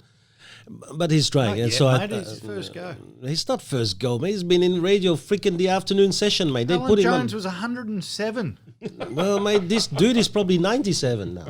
So I think that you're when you look and listen to what Kevin was talking about this morning, man, he made a lot of sense, but I couldn't help but hear and the sub-spin of the spin inside the spin of Kevin is that, mate, he's still angry about what happened 10 Angry years little ago. man. Man, he's angry. I mean, sure, he used words like the faceless man, and then he used words like you need to listen beyond the words, go for the patterns, because the factions, and he calls them the talentless people, unelected and unelected by the public, and doing things behind the public. I mean, it's enormous, and this is why I say to you, people's life are totally directed by misdirection and spin all day long. No wonder we're confused, mate. We don't know what's what anymore. And it's the same thing in sales. I reckon most of our public does not know who's the best salesperson in the area. Not Christinola. They see, Sorry. they see certain thing happen in certain area and they don't know. Until, why don't you just go out there and knock on the door of the person who just sold their house and then find out? For yourself. Don't just believe the things that salespeople would say. You, I, or anybody else would spin out and spin. Yep. Yeah, I think it was something along the same lines. I was doing my research for this podcast and how I came up with all those wonderful labour facts. I don't think people realise how deep it goes as far as agendas. Everyone Googles things for information. Yep. I don't. No, I don't. I got a T-shirt long time ago. My wife knows everything. I don't need Google. Google are a very left-leaning company. You follow their head office, you follow their board and the things they've done along the same lines as Twitter. They control what information you see. You might think you're typing in a question. They control what answers you get back. DuckDuckGo, gentlemen. DuckDuckGo is where it's at. It's a server that's completely unbiased and it's also anonymous. And when you type in Daniel China Andrews and China Albanese into Google, you get one set of answers. When you type it in DuckDuckGo, completely different news articles that you would never have found anywhere else. Completely different information. And it's information from all the sources. I didn't even know half the newspapers existed that the articles came up from. So what is it? Wow. Peking duck? DuckDuckGo. Okay, duck. So how do you spell it? Duck. Duck. D-U-C-K. Yeah. Duck. And so D-U-C-K. 2 times, yeah. Duck. Go. G-O. .com. No, it's just you type into Google DuckDuckGo. Okay, all right. and you'll And you get get a recipe. It's a new. It's another search engine. Wow. Okay. Because even Google, if they don't like Donald Trump, you're not going to get many positive articles come up. Hey, what about the spin on Donald Trump for the moment? Donald Trump has got John Bolton coming out with his new book about the times when he used to work within the inner circle. And I tell you what you read on CNN is very, very different to what you read on Fox. Yeah. If you want to know spin, read both of them, and then you make up your own mind. Find the true ground in the middle somewhere. Yeah. Can we talk about social media just quickly? Yeah. Okay. Let's go. There's a debate about obviously Twitter deleting posts and Trump's war with social media and whether it's right or whether it's wrong or whether YouTube and social media and Twitter and Facebook should be censoring people and all that type of stuff. It's clear that with any type of technology, anyone's going to use it to their advantage if they can find a way. And there's enough noise about Hillary Clinton trying to use it against Trump in the one election, and now there's noise about Trump trying to use it with China and all different types of stuff. But I actually want to talk about social media platforms are a business, and we had this discussion off air a couple of years ago. No one can tell me how to run my business. If I don't like something that's said in my business, I can tell that person to shut up. If I'm providing a platform for people to speak, or a software where people can say what they think, but that doesn't align with my values, I own the shit, and if I don't want it on there, I don't want it on there. So what you've got with Twitter is a left side conservative thing who's very anti-Trump, so anything too positive about him or anything that comes up, they're censoring. I don't think you can go down the freedom of speech route. They're a business. They get to decide. Same with Facebook. And the thing with Silicon Valley and all those, where all these people come from, for whatever reason, and that's stuff I don't understand, they're all on the same side of politics. Why can't they control what's put on there? Why can't YouTube? I don't like it. I don't like the fact that if you put a video up on YouTube and you say the wrong word, they can take it down. But why can't they? It's their business. Yeah. Oh, so, I don't know too much about freedom of speech or the First Amendment. Well, that's what they're saying. They're like saying that. Twitter's breaching freedom of speech and YouTube are attacking freedom of speech. It's their business. And I don't know if it changes because it's a publicly listed company. I don't know if that then changes their laws of being able to dictate what goes up and what doesn't go up. I don't know enough about that, mate. So to answer that question. I think that one of the things that we also had have a to lot more to understand say is about it a just couple of not weeks Twitter, ago. boys. No. Facebook has had quite a bit of a backlash from their own staff. A lot of their staff has been very angry at Mark Zuckerberg, and they really pushed Mark into a corner. Mark had to go out and made some change to the way he behaved with Facebook. Because that was the lack of a response from Mark, not because he... No, because he was not supporting the anti-racism that happened from the George Floyd, right? But Mark Zuckerberg, he was more or less looking after himself and his own company. I don't want Trump to touch my company or come up with new laws that's going to stop us to do certain things. We've got free reign right now, and the target of my business is about free reign, right? Because I'm the king. So in the end, mate, they couldn't give a shit about us. They couldn't give a shit about anything else. The fact is that they run their own company for the betterment of their own shares, stocks, and the direction of their company. Okay? Now, this is what really, at first I thought, Twitter, good on you for making a stand about, the wrong thing or the right thing. But this is a funny thing. Donald Trump has been lying from the day he came into presidency. Why didn't Twitter do anything back then about tweets? Because it wasn't popular. Because we were not very close to November election this year. And well, back then more people hated Hillary than hated Donald Trump, clearly. So they let... that was 50-50. And according to the popular vote, no, she was actually more popular than him, but she lost to him because of the college vote, right? So why wouldn't you react and say, we are now not saying anything against the president. We only fact-checking, and if the facts are not real, we just want to let people know where they can find real facts. Why didn't you do that in 2016 when he lied? Outrage culture wasn't as bad then. Come on, stop the outrage culture. No, I'm serious. You got Me Too movement, you got the cancel. You cannot say anything anymore. We got people's ripping down statues because of something that happened. The idiots, man. Yeah, but that plays into the share price. The more people that are happy with Twitter denouncing the unpopular statement, and at the moment, the right-wing stuff appears to be more unpopular. I don't think. I think it's quite simple. Twitter doesn't want Trump back in power, and they're doing everything in their power to manipulate that into their favour. It's exactly the same as Fox will or NBC will. So what we, in the pursuit of hoping that people use critical thinking more often, they need to realise that when you Google something, you're not getting all the information when it comes up. When you're reading Twitter, you're only reading what they want you to read. And when you're reading Facebook, they're only reading what you want to read.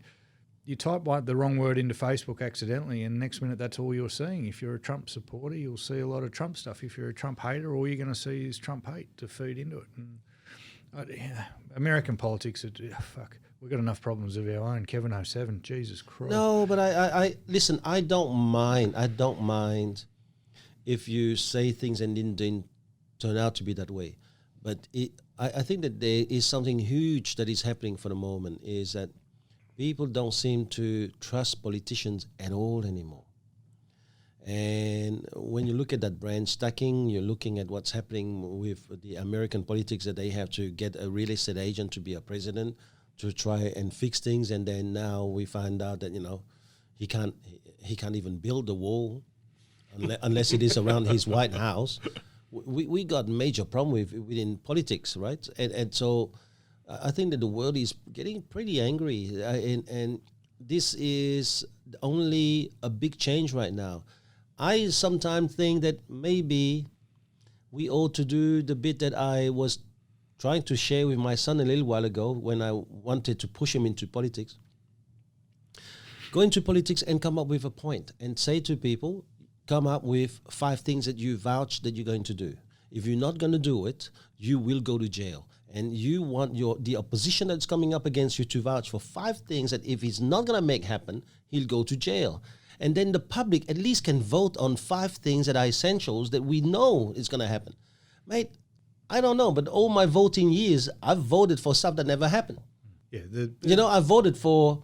I didn't vote for NBN, but I still don't have NBN when everyone around me have got NBN. What is this? Yeah, the lack of trust in politics or lack of trust in authority in general is of their own making. There's nothing.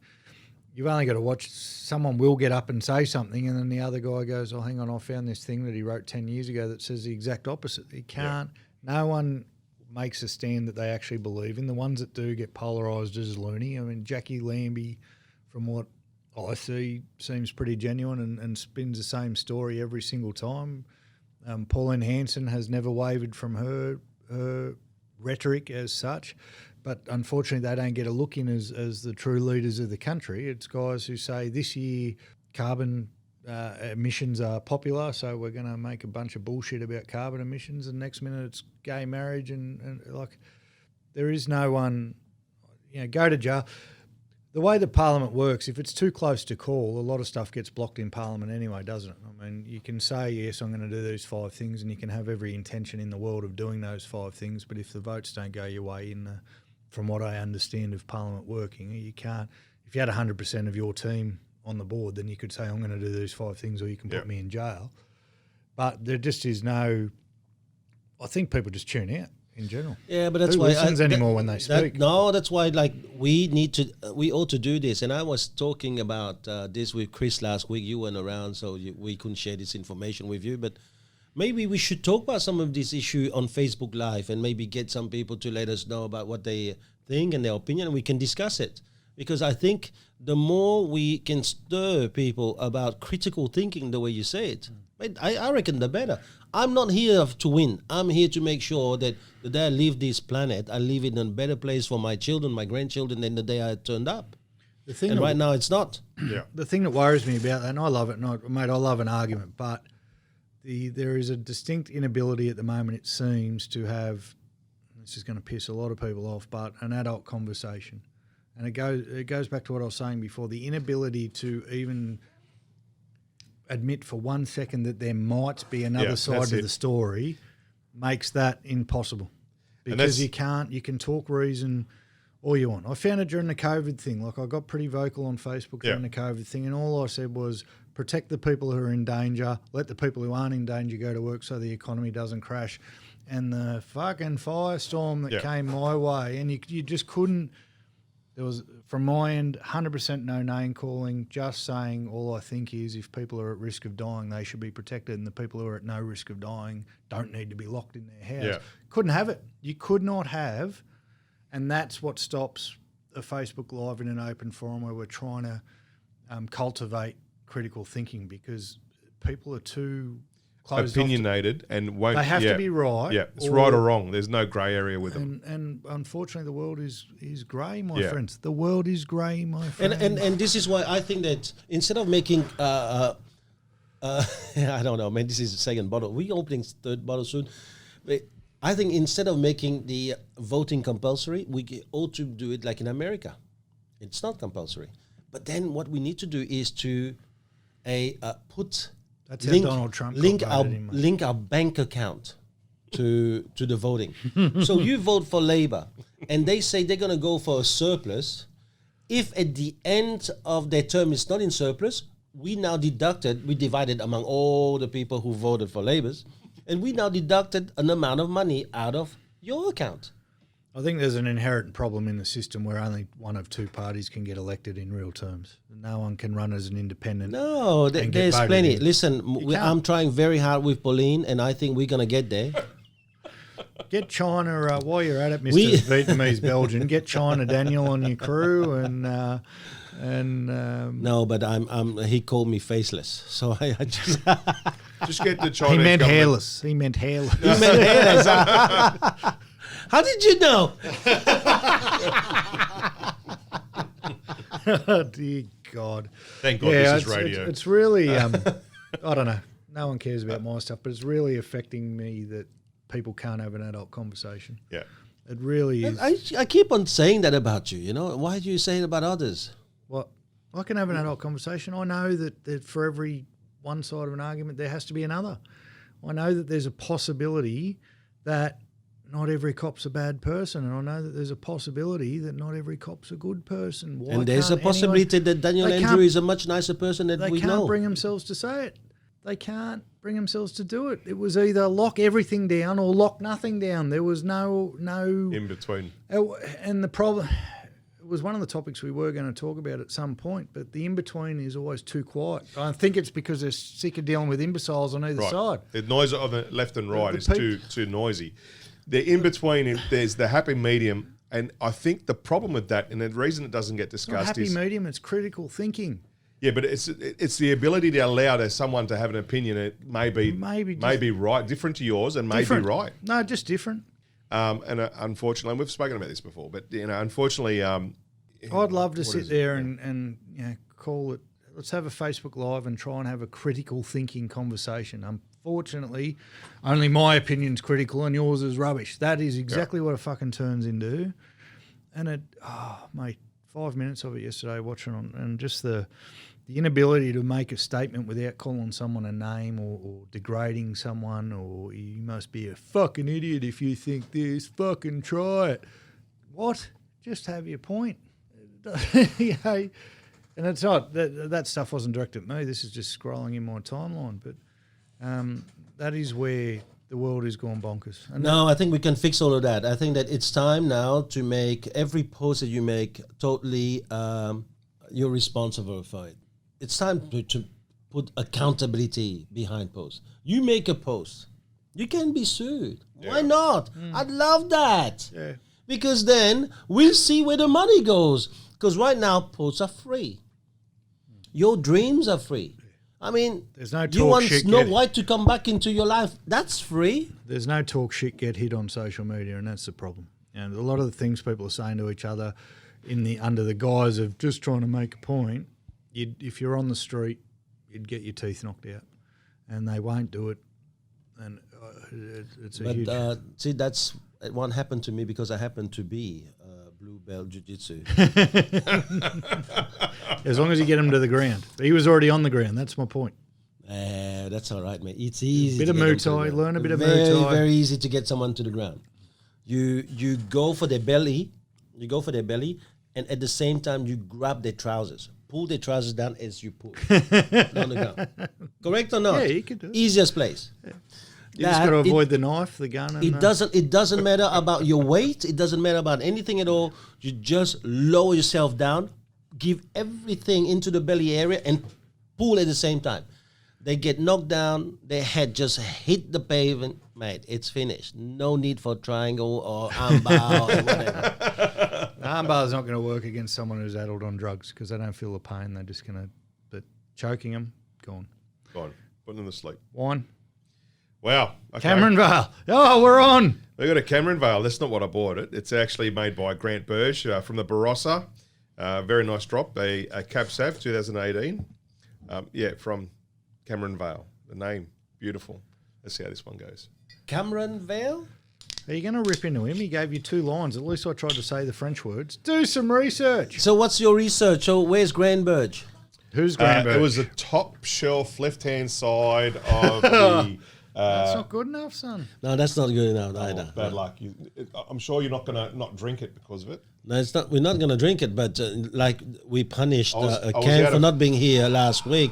We'll have to punish you if you don't know your wine, mate. All right. What's the punishment? It changes every week. You better know your stuff before we tell you the punishment. If we're going to do a podcast, it's called Wine and Wisdom. It helps if we know. We something have about wisdom. the wine. Yeah, I know. I was busy. Nice wine. And I'm still onto the Merlot anyway. Do you know, I'm always impressed with that Grand Burge. You know, Grand Burge, it's a name. I mean, it's a well-known name. But they always manage to do very popular price, popular wine, you know. It's like Himira. They do that kind of stuff. There's a Seinfeld episode with the Burge in it. Grand Burge. Anyone who knows Seinfeld will know what I'm talking about. It's It's quite nice. yeah, good wine, reasonably priced. That was I think the Merlot was nice. Merlot's good. I'm still on There the was Merlot. no way it was $50. That French Chardonnay was $19. He still hasn't denied the fact either. Yeah, that French Chardonnay was $19 from Dan Murphy's. Really? God, That was cheap. That was very That's good, why it mate. wasn't that good. Ah, fuck off. You're on the record, mate. You're on the record. That white, that Chardonnay was beautiful. I'll be looking for that again. 100, Do you know, boys? Do you know the number of people, like even the recruits the last 3 days, that wanted to really be on our Wine and Wisdom podcast? Yeah, well, your two recruits saw the 3 bottles of wine when they walked out and said, Yeah. "Where was ours?" Yeah, that's right. We're not So leaving. they so disappointed. When you pass your exam, mate, you got to crawl before you can walk. 100,000 people deferred their loans this week. And we today, as of Thursday, 18th of June, we hit the mark. 100 days to go before JobKeeper and Job Seekers finished. Yeah. It's the end of the world as we know it. Rubbish. It's big call. What's the And prediction? I So feel- we've Listen, got- there's going to be more unemployment, and Wiseberry is going to employ more people. My prediction is this, not speaking from personal experience, but I think Which because experience? we're Aussies, a lot of people have just put their loans on hold because they couldn't fuck the banks for a little while. They've had a lend of us for long enough, and when September comes, Oh, really? Those Is that how people Aussies believe may go and back to behave? paying No, their I mortgage. think Oh, mate, it's the same as we're going to hand out JobKeeper, so we'll take it. And it's the same as we'll let you take 20 grand out of your super, so people do it. You give a handout, you're going to take a handout. If the report I read and the one I shared on the Facebook page that said, the banks have lost 70% profit. Boo fucking who?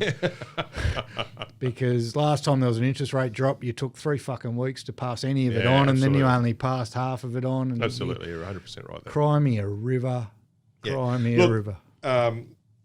When it comes to the Aussies deferring their loans, I think a lot of Aussies deferred their loans for uncertainty, their own financial future. No, so just for a break, mate. Someone I know very close to me just did it because we're going to have 6 months without paying their mortgage. I So don't know. what I'm saying is, what I think is that they deferred it because they don't know what the financial future was. Anna Bligh, though, Who's Anna Bligh? Who's Anna Bligh? she's the Australian She Bank got- Association. They branch stacked to get the ex-premier of Queensland Oh, into the banks. I can't believe they all end up in the banks. You can't let a the next- Queenslander it's the run next the cushy banks. jobs. You It's the can't next let a cushy job. Queenslander run the banks. Have you met anyone from Queensland? Well, Oh my, come on, mate. You're talking about the smart states, so stop it. Rugby league, mate. Come on. Like, someone I know lately just spoke about Comrade Palaszczuk. You can come in and you cannot come in. Yep. Well, I think I know the same person. She's having the same level of restriction as North Korea. I think that Comrade Palaszczuk is doing very, very well. yeah, I bold think commandant. Chris has got his rosy glasses on. He's about to say people had good reasons for stopping their mortgage. I'm no doubt there's some people. I'm in sure trouble. as hell can. There's some people that may have just taken advantage of the situation because I they reckon wanted that's to. more than not, mate. But I reckon a lot of people out there. You would- work in the housing market, yeah? Don't get upset with me. No, Are it's just people still buying? I'll shut up while you talk. Go ahead, Are mate. people Go still ahead. buying houses? I don't know. Am I allowed to talk now? Are people still buying houses? No, He's no, no. getting Come on, upset. Chris. Don't Go let him ahead. just It's have not like you that. had airtime. Go. Are people still buying houses? Yes, mate. Are people still selling houses? Yes. Right. Is the economy as bad as what people are making out? Maybe. I'm not seeing it, bro. Okay. That's what I'm saying. He's upset. No. I was just trying to share something and you just All right, wanted you to can get your... share. Sorry, That's all Anna right. Block. I just don't want to Go interrupt back you, to Anna Cam. Go Block. ahead. No, you're right, mate. Go ahead, mate. You're right, mate. 6 months' time, sorry, in the end of this... end of September, JobKeeper payment stops. End of September, JobSeeker payment stops. Yep. End of September, the bank's holiday season stops, right? No paying the loans. Yep. So all these guys that are on JobSeeker won't get any money, so what's going to happen to them? If they're on job seeker, it means they probably applied Wiseberry. yeah. I'm And hiring. if they know how to, no, seriously, if they applied Wiseberry and they know how to sell, I'll find them a job. That's fine. Correct. 590. Look, let's go back. April, 594,300 people lost their job, and that's divided into a few different percentages. So I say lost their job in air quotes. I know personally, we had a staff member who had been lost 50 hours a week at a pub and 10 hours a week at a gym. As soon as they announced the restrictions were easing, he got called to get his job back. So a lot of the people who I've been lost their told he ran away from you. yeah, there's no doubt he ran away from me, but we've already talked about leadership, so just let's stick to the topic. The majority of the people who lost their job, I felt, and what I saw in the market in that at You want the me to time call him back? was under 25. They weren't the people buying and selling houses. They weren't the people who are in charge of keeping the economy going. A lot of them, as soon as the clubs open, are going to get their jobs back.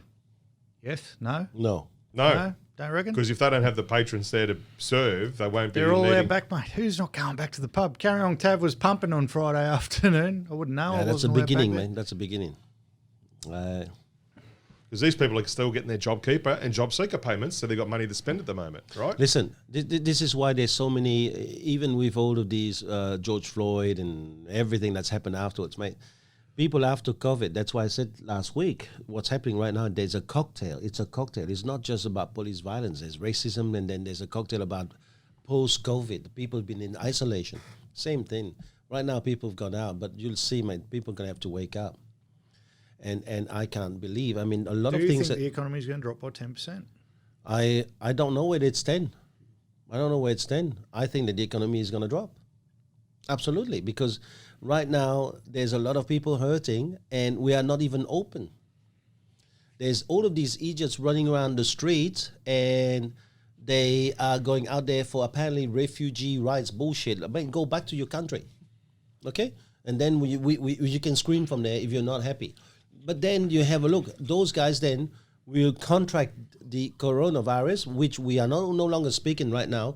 Like, it's funny, about 2 months ago, the value of life was so important. We all respected about being isolated. Mm-hmm.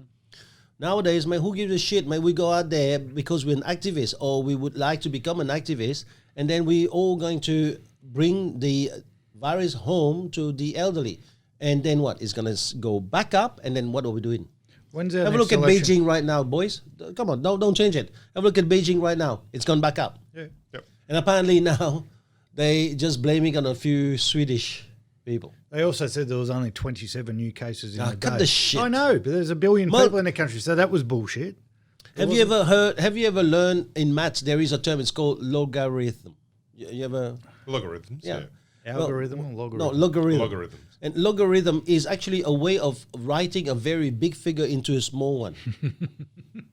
27 million people. No, that's what I mean. Just it was remove clearly a couple bigger. of zeros and you're right to go. I'm not changing the subject. When's our next election? Federal. Don't know. When is it? Next year. Next year. We get to September. You two guys, well, I won't say you two because you're on the fence. You're right, and the economy is going to fucking crash and burn in September when they stop they stop all these payments. Again, I believe you're putting words into my mouth because you didn't let me finish my conversation. But that's okay. Go ahead. Because we're not allowed our opinions, apparently. So go he's ahead. upset. Careful, No, mate. I mean, don't upset him, mate. We're preach gonna one get thing, but you do jiu-jitsu. another, Funny man. like But go ahead. Do not upset him. We're gonna get I've never jiu-jitsu seen you. purple Oh, belt that's on all us. right. I've never seen you like this. That's right. Hoover, I've never seen you, Cam, not letting someone have their talk, Mate, mate. it's the first glass of wine, but I'm it's telling you, man. That's, all right. you sit there preaching about either side having their word and saying if there's a happy medium in the middle. Upset. Mate, And a blow. that's the way it is. I never said the economy is going to burn and crash. What I was trying to get at was the economy will have a downturn. Okay. The economy is a false economy at the moment. We're in an economy that is boosted by government money. When that stops, mate, something's got to stop. Okay. We got an election next year. You're the Prime Minister.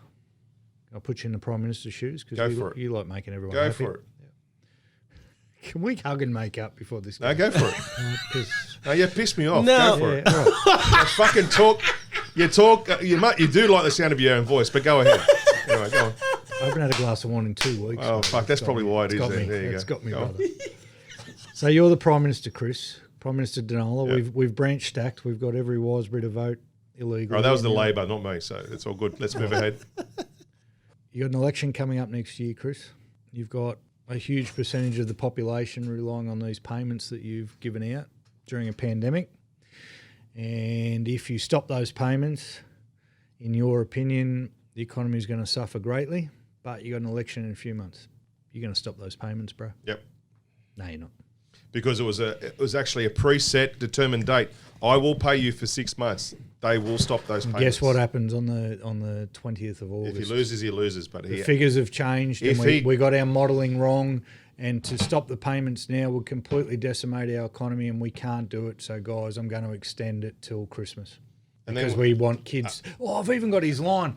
We don't want kids going out with their toys under the Christmas tree.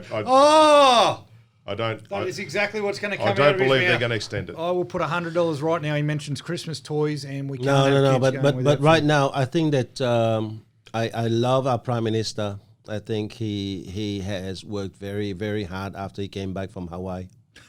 Do you think he's stopping the payments in September?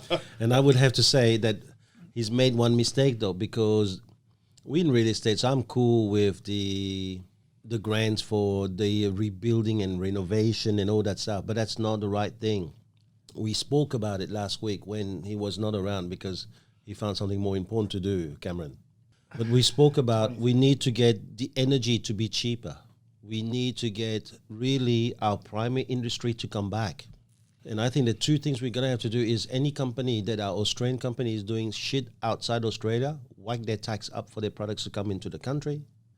And we need to get the energy in Australia to be cheaper so that we have people who want to outlay money to build here and to create things here.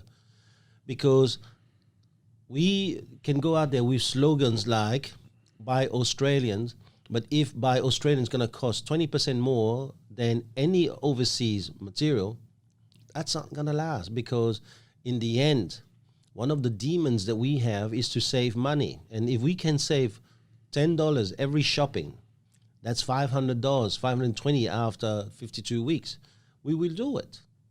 So we have to do it. It's time now. Stop this bullshit about giving a grant to people to renovate. What the hell is that? They have a house. Be happy with what you have. This is COVID, for God's sake.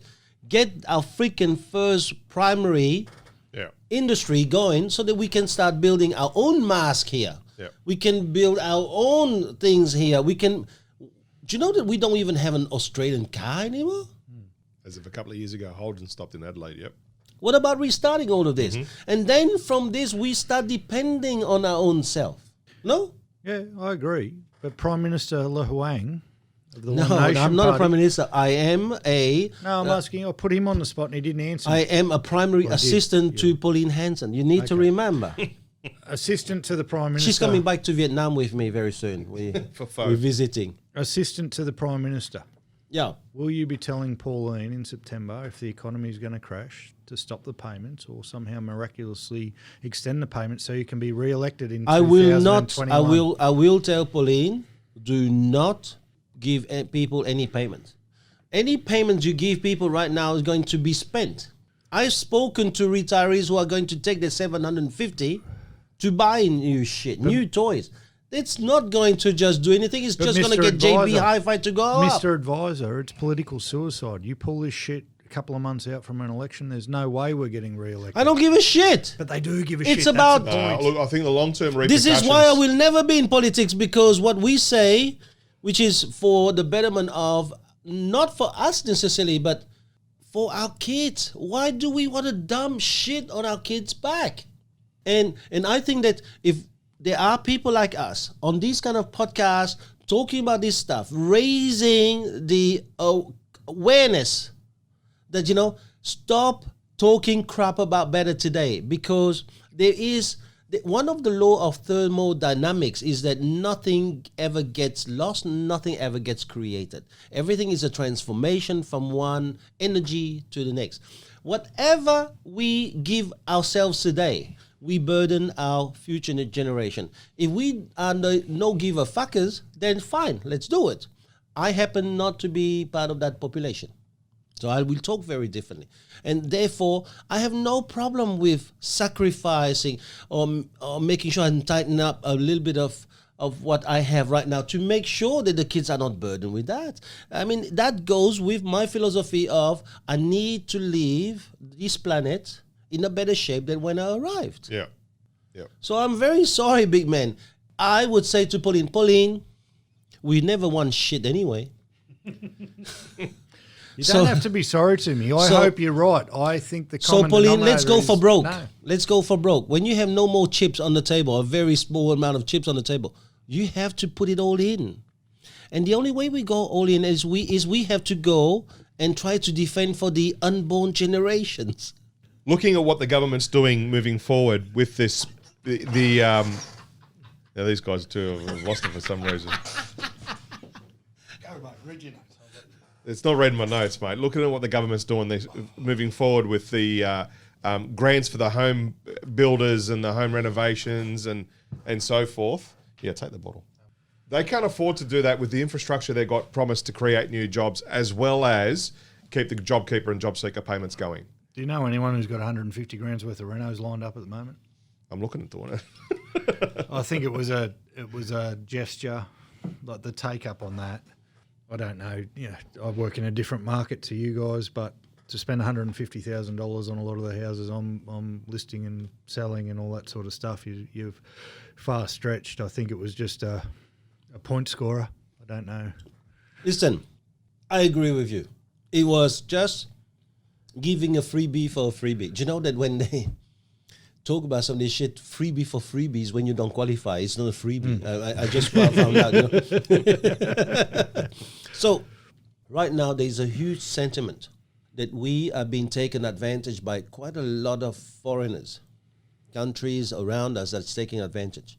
This is a time where we tell them, F off. We need to focus on us. Yeah. And without having to say that we're going to be the first country to apply for some kind of inquiry into the COVID-19 after it's don't have to do this shit. Just silently take all of our money back and invest it here. Why would we have people in this country living in the streets when we're trying to still save the world? Why do we allow our companies that are Australian to send stuff home because it's cheaper to build over there and they're going to charge us more? Staff them. Get their fees up. Get their tax up. This is the time where we build everything home. Yep. And I think that we are going to have to make that kind of a wave. Do you know how a tsunami starts? A little drop from the middle of the ocean and let the wave do the rest. We're going to have to start doing this. We have to start building stuff at home. Why don't we just try and find out and maybe even look around, and maybe some of these people who are listening to us are going to help us find companies that are really worth a grain of investment to talk to us so that we can try and make a point for maybe the government to invest into them to make this country stronger. Yeah. The only company right now in COVID-19 that is doing well, it's called the Australian government. That is the only company that is doing well right now. where all of their senators and ministers are not having 1 cent cut off. The rest of the population is having a huge repercussion on their income. Correct or not? Yes. Yeah. So what about asking the biggest company in Australia, the Australian government, to start investing, not their money. We okay right now that you are still getting your entire income and you're playing silly buggers with opening borders, closing borders, road and belt initiative and all this shit, and branch stacking and not branch stacking, and divert all this shit away from one thing. And here's the super spin busters. They're still getting paid.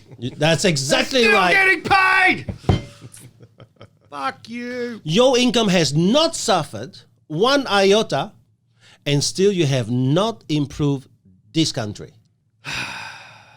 Boys, it's taken us Took a while, but we got there. But we built to that crescendo, didn't we? Wow. Fuckers are still getting paid. Fuck.